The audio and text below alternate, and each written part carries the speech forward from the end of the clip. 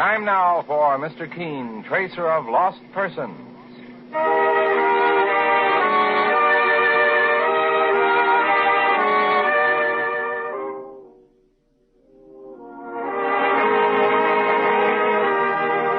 Ladies and gentlemen, Allison and Callinan present Mr. Keene, Tracer of Lost Persons, one of the most famous characters of American fiction in one of radio's most thrilling dramas.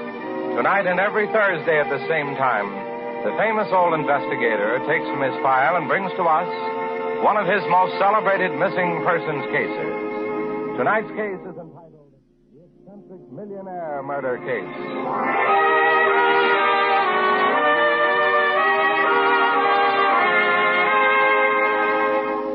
This program is brought to you by the makers of Anacin, the remarkable tablets that bring incredibly fast relief from the pains of a headache, neuritis, or neuralgia. Anacin is like a doctor's prescription. That is, it contains not just one, but a combination of medically proven ingredients in easy-to-take tablet form. Thousands of people have received envelopes containing Anacin tablets from their own dentist or physician. Perhaps you, too, have been introduced to Anacin this way. Then you already know how effective it is. But if you have not, try Anacin the next time you want really fast relief from the pains of headache, neuritis, or neuralgia. You'll find Anacin tablets convenient to take, and you'll be delighted with the results they give you. For most effective relief, use only as directed. Just ask for Anacin. It's spelled A-N-A-C-I-N.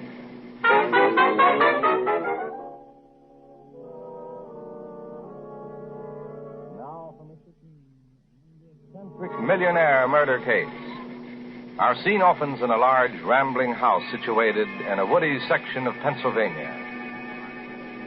In one of the littered, unkempt rooms, an old man is seated at the telephone, trying to get an urgent message through to Mr. Keene, the celebrated investigator. A message which is destined to lead to a fantastic murder. Hello, operator. I want to put a call through to New York. No, I don't know the number. I want to call Mr. Keene, the famous investigator. I'll hold the wire, but hurry, please. It's very urgent.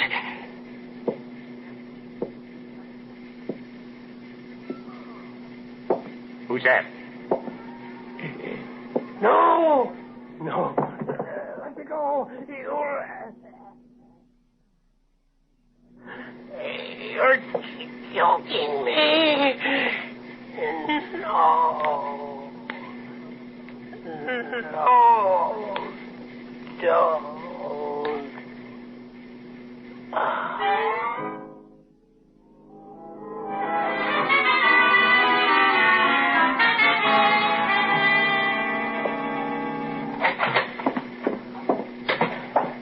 Are you Mr. Keene, sir? No, I'm his partner, Mike Clancy. You wish to see me? Mr. Keene?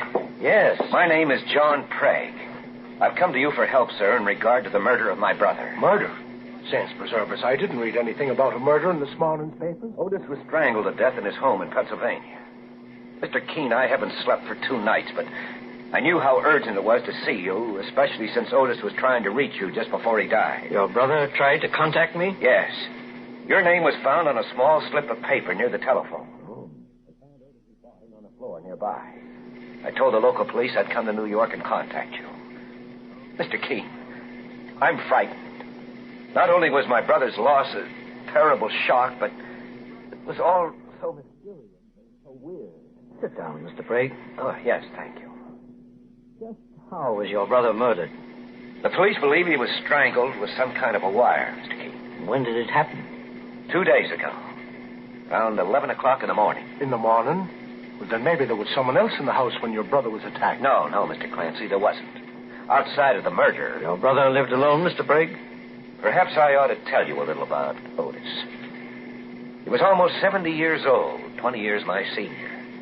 As a matter of fact, he was only my half-brother. Yes, go on. Otis was a multimillionaire, Mr. Keene. His father left him some securities that later turned out to be a gold mine. They made him a very wealthy man. I see. And somehow all that money did something to Otis. He bought a 30-room house in the Pennsylvania Dutch area around Bucks County.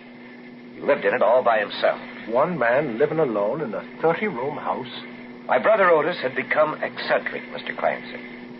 For a while, our niece, Elsie Horner, took care of him, and then she left. That was several years ago. Since then, he's hardly ever been seen outside the old mansion. What was the reason for his eccentricity, Mr. Prague? Do you know? No one knew, Mr. Keene. Otis had stopped seeing me long ago. I entered his house for the first time in years after I was notified of his murder. Tell me, Mr. Prague, who inherits your brother's money? Why, I don't know exactly. His will hasn't been read yet. Are you his closest relative? Yes, I think so. Mike, how soon do you think we can leave for Pennsylvania? Oh, just as soon as we clean up the details on the Jordan case, boss. I'd say sometime this afternoon. Well, Mr. Keene, do you want me to wait and drive you and Mr. Clancy out there? No, that won't be necessary, Mr. Prague. Would it be possible for Mike and me to stay overnight at your brother's house? Why, of course. Here, I'll give you the keys to the house. And here are directions on how to get there by car. Fine, Mr. Prague. Would you like me to meet you at my brother's house? Sometime tomorrow, perhaps. I'd prefer to investigate this alone with my partner. Well, you may not be too comfortable staying at Otis's place. How do you mean? The house is in disrepair and cluttered with junk. It's the queerest place you'll ever see, Mr. Keene. Just being inside the old mansion gives me the creeps. Well, Mike and I have spent the night in some very odd places. I'm sure we'll manage. Oh, just one thing more, Mr. Prague. You said you were very frightened since your brother's murder. You feel in need of protection? Not here in New York. For some reason, being inside that house gave me the impression that my life, too, is in danger. I just can't describe it. I think I understand. Then we'll see you tomorrow. Yes, Mr. Keene. Thanks again. Good day, gentlemen. Good day, Mr. Prague. So long. Sure, and I think I know why you told him not to come out to his brother's place with us, Mr. Keene. Do you, Mike? Seems to me you don't want to investigate a case with a suspect hanging on your arm. Yes, you're right, Mike. John Prague probably inherits his murdered brother's money. And that's something which must be taken into consideration. Sure, and I was thinking that myself, sir. We'll leave by car for Pennsylvania. We ought to make Bucks County by early evening. Then we'll find out at first hand a little more about the murder of Otis Prague in his strange old house.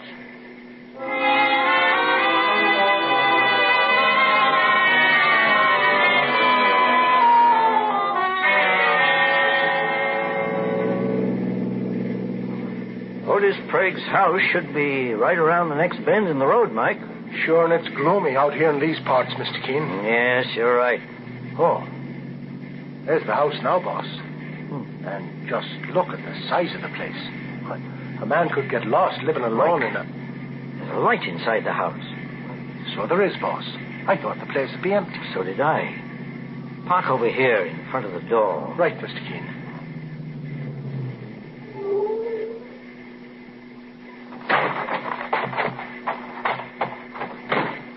Do you think John Prague may have come here ahead of us after all, boss? But how could he have gotten in? He gave us the keys. Maybe I'd better keep my gun handy. Oh, Mike, don't use the keys. Ring the front doorbell instead and see what happens.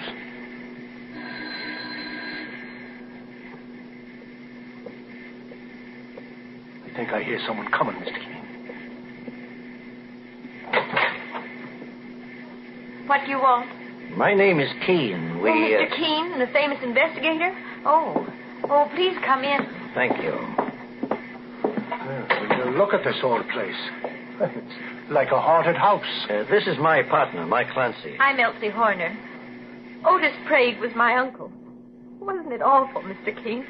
A poor old man like that, strangled to death. I guess you're working on the case with the police. We haven't contacted the local police yet, Miss Horner. John Prague, your other uncle, asked us to investigate the tragedy. I haven't seen Uncle John in months. Is he all right? He seems to be, although he's naturally very broken up over his brother Otis' murder. Is he? Well, I didn't know they were so fond of each other. May I ask what you're doing here in Otis' house, Miss Horner? Oh, I came to straighten it up. The house is going to be sold, you know, and I want to get a good price for it. You want to? The house was left to me in Uncle Otis's will, Mr. Keene. I spoke to his lawyer this morning. I took care of Uncle Otis for years. And he was kind enough to remember me. Miss Horner, do you know anything else concerning the terms of the will? Well, I get some cash. Not nearly as much as Uncle John gets. My goodness, he comes into almost all of it. Well, that's interesting. I think we'll look around. What was that? Sounded like the horn in our car, boss. Go out and investigate, Mike. Yes, sir.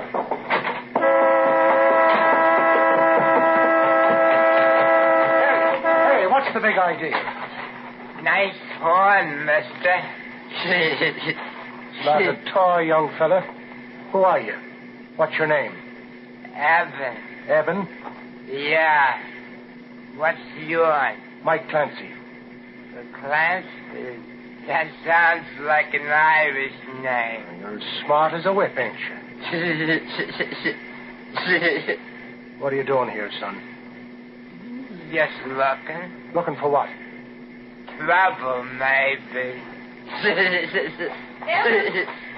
where are you? Yeah, I'm over here, Miss Martin. Why did you run away from me like that? That wasn't nice. Oh, excuse me. You're related to this young fella, miss? No, I'm a friend of his mother. My name is Hortense Martin. May I ask who you are? Mike Clancy. I'm working with Mr. Keene. The famous investigator? Oh, then you must be here about the murder of Mr. Prague. What's the matter, Mike?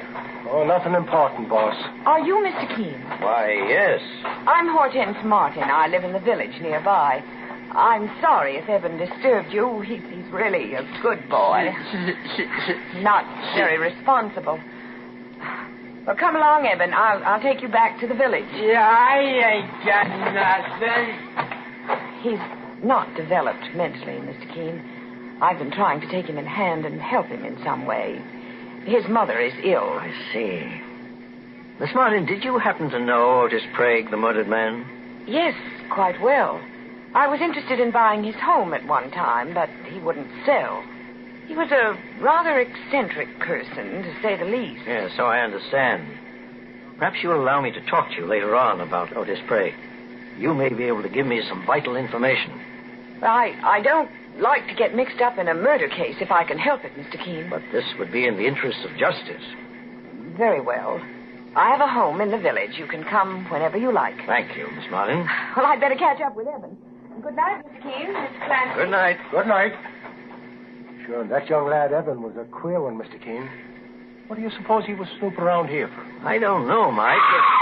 Saints preserve us. That must be Elsie Horner. Quick, Mike. Let's get back to the house. Miss Horner! Miss Horner! Well, she was here in this room when I left a few moments ago. Miss Horner, do you hear me? Faith, and the woman's disappeared, boss. Come along, Mike. We'll search every room in this house. This case is beginning to bear out my hunch already. We're involved in one of the weirdest situations we've ever encountered.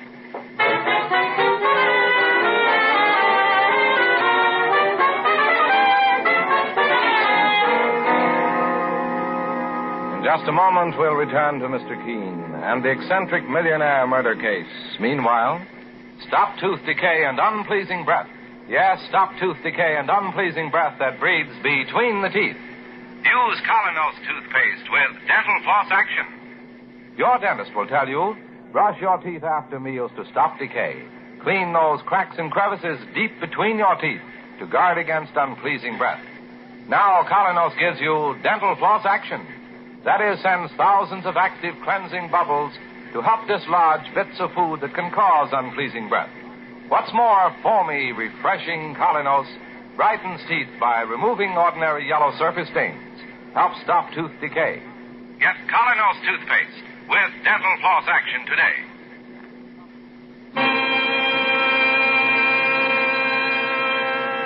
Now back to Mr. Keene and the eccentric millionaire murder case. Mr. Keene, the plant investigator. Evan, you must tell Mr. Keene the truth. Tell him what you told me just before you ran away. What I told you, Miss Martin? Mr. Keene, he admitted killing Otis Prague. Did you tell Miss Martin that, Evan?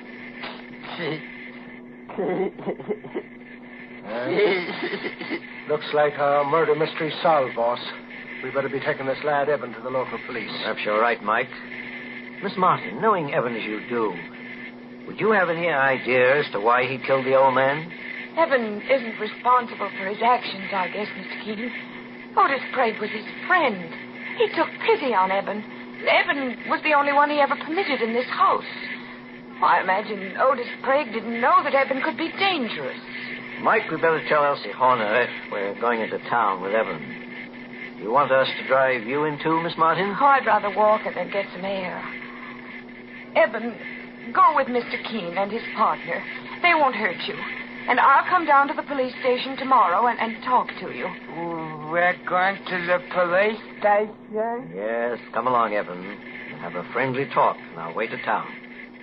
Perhaps you'll decide to tell me everything you know.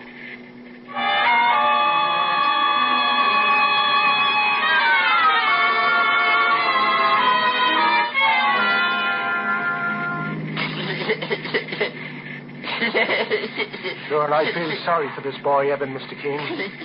Look at him, sitting there grinning like a monkey, with a noose hanging over his head. You'd only talk, Mike. We might learn something about Otis Sprague's murder. Well, it don't look as if he'll open his mouth for love or money. Money. There's lots of money. I bet there's a buried treasure in that house. What's that he's saying? Stop the car, Mike. Well, Evan, so you know where there's a treasure hidden. Yeah, if you didn't bust in on me, I'd have found it. I got a map. A map? Look. He's taking a piece of paper from his pocket. May I see that paper, Evan? Yeah. Maybe now you'll believe me.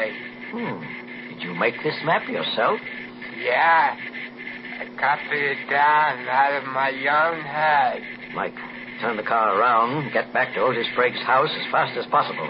We haven't a second to lose.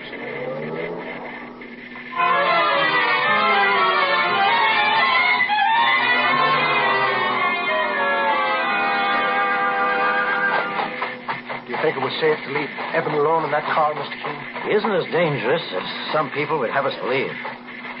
Oh, Mike, here's the hole that leads into the cellar of Otis Sprague's house. It's covered with these rose bushes. Evan must have dug through here one day and stumbled in his secret. Well, it's big enough to slide through, boss, but we can go in the other way, through the passage. We haven't got time, Mike. Get your gun out and follow me. Okay. Easy, boss. Hold on to my arm now. There. Okay, sir. We're in. It's dark in this cellar. Somebody fired at us, boss. Put out your flashlight, Mike. We can't see you, Miss Martin. You can't see us. It seems as if your little plan is finished. Duck your head, boss. Put your light on again, Mike. There she is. Lying in the corner, Mr. Keene. When she fired at us, I fired back and hit her. Miss Martin. Oh. Boss, look at the floor. Covered with $100 bills. Yes, Mike, it's the hidden treasure. Taken from the secret panel in the wall, which is covered with cement, before Hortense Martin hacked it away. She strangled Otis Sprague. Tried to pin the crime on Evan, a feeble-minded boy who couldn't defend himself. Miss Martin, can you hear me? Yes. I'm afraid you don't have long to live. Evan showed me this map. It's scribbled on a piece of notepaper with your initials on it that he found in your home, Miss Martin. He's trying to talk, boss. Let the boy go. He's innocent. I know that. And I know you're guilty. You followed Evan, hoping he'd lead you to Otis Sprague's hidden money. And he did. Am I right? Yes. Evan found out by accident where Otis Sprague's money was hidden. Then he lied to me. He said the money was in the safe. When I opened the safe, it wasn't there. That was right after you murdered Otis Sprague. Evan thought it was a joke, lying to me that way. So I followed him. Tonight, he led me to the money. And your story about trying to buy the house from Sprague was a lie. The fool Evan had told me the truth in the first place. I'd have been rich. Miss Martin's dead, boss. Yes. She's paid for her crime in full, Mike. What an odd chain of events. A grasping, money-mad woman discovers that a feeble-minded boy has found a fortune in hidden money. And the boy had found it by accident, through his friendship with the old man who took such pains to hide his wealth. Well, that's why Otis Sprague bought this old house and lived here by himself, like a hermit. When he tried to reach me, he must have found out that someone had broken into his house looking for the money. Mr. Keene? Mr. Keene, are you down there in the cellar? Chelsea Horner, boss. He must have heard those shots from upstairs. What's happened? I thought I heard... Who's that lying on the floor? It's Hortense Martin, your uncle's murderer, Miss Horner. Oh! There's nothing to be afraid of anymore. Please call the police immediately and tell them the mystery of the death of Otis Sprague is solved.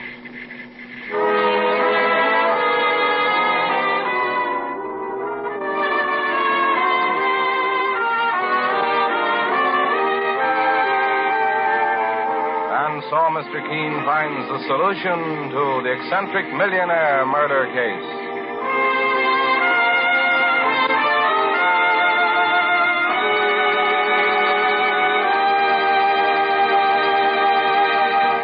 The next time you're suffering from the pains of headache, neuritis, or neuralgia, try Anacin.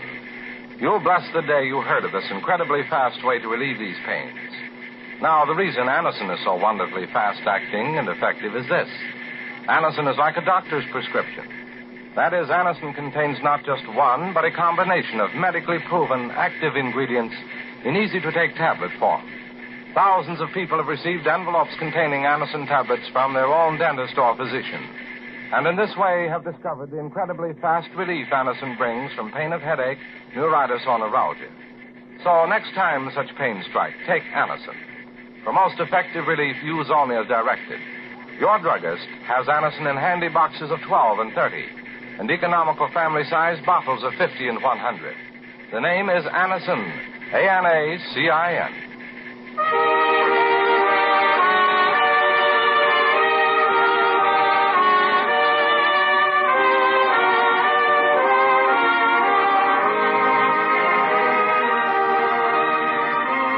Mr. Keene, Tracer of Lost Persons, is based on the novel Mr. Keene. The radio sequel is originated and produced by Frank and Ann Hummert. Dialogue by Lawrence Clee. Bennett Kilpack plays Mr. Keene. It is on the air every Thursday at this time. Don't miss Mr. Keene next Thursday, when the kindly old tracer turns to the Country Club murder case.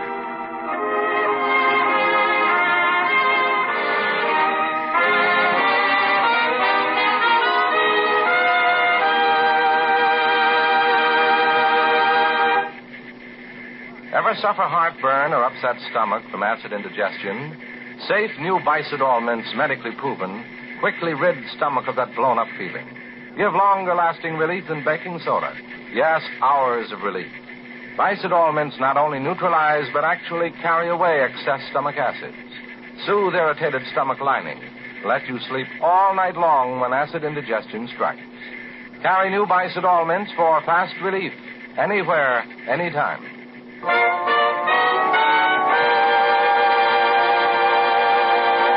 Mr. Keene, Tracer of Lost Persons, will be on the air next Thursday at the same time.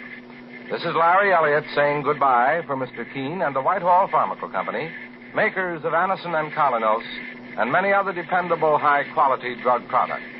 This is CBS, the Columbia Broadcasting System.